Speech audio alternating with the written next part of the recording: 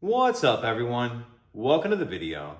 Today we're going to take a look at how to get a 2023 Dodge Durango unlocked, opened, and started if the key fob dies.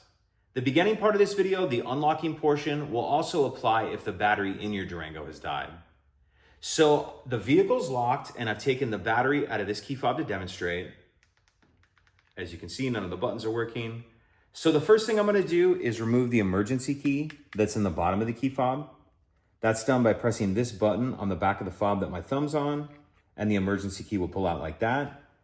Now I'm going to use the emergency key to unlock the driver's door.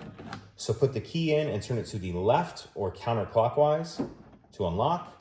Then after I get the door unlocked, I'm going to go ahead and throw my key back in my fob just so we don't lose it. Then we can open the door. If the battery in your Durango is dead, you can then pop your hood and charge it or change it, whatever you need to do. If your key fob's dead, we'll take a look now at how we can get our vehicle started with a dead key fob.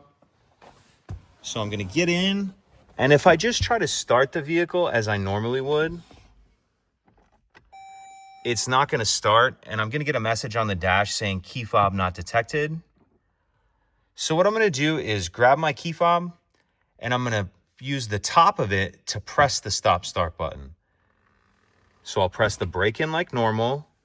Then I'm going to come over here and just use the top of the key fob to press the stop start button.